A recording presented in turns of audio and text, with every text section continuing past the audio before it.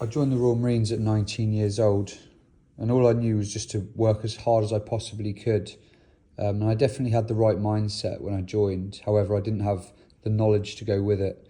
So my sort of daily workouts looked like I'd go to the boxing club and then I'd just go and run around a big park, do loads of press-ups, sit-ups and squats. And it was enough and it got me through at the time. But if I was going to redo my journey, I'd do a lot of things differently. So when I got to Lympstone, I was pretty fit from a civvy point of view, but I struggled with some of the load carrying elements like yomping. I definitely wasn't strong enough, and I hadn't done any weight training to gear myself up for the demands of Lympstone. So I would really recommend doing back squats, split squats, even trap bar deadlifts, and just generally getting stronger overall. In terms of running, I had a high emphasis on high, long endurance runs, but actually the first 9 weeks of Lympstone, I didn't really do tons of, long runs. It was no more than 4 miles back from Woodbury, and often that was with a bit of a weight anyway. But there was a lot of sprinting around the gyms, 800-metre best efforts around Lympstone, and lots of interval work, especially when we were getting thrashed.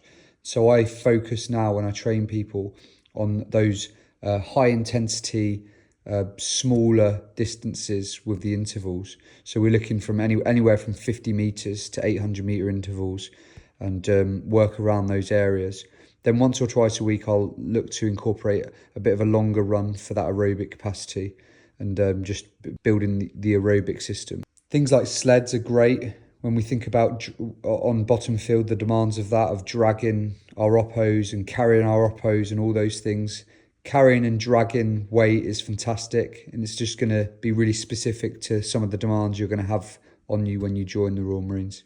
Definitely worth having a high emphasis on body weight workouts, but also combining body weights and high intensity sprints, especially when you go down for your CPC, OSC, and the initial stages of training. It's going to be a lot of thrashings, a lot of sprinting around, best efforts around trees, banging out 20 burpees, 20 sit-ups, 20 press-ups, getting up, sprinting again. And so you're trying to almost be specific with your training and match those so that you're adapted to those sort of thrashings when you get there.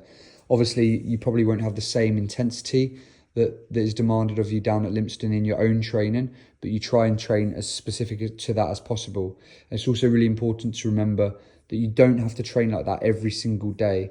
Break up your training, change your training, adapt your training so that you're ready for all different scenarios. And just look generally at what you'll be doing at Lympstone and try and make your training as specific as possible.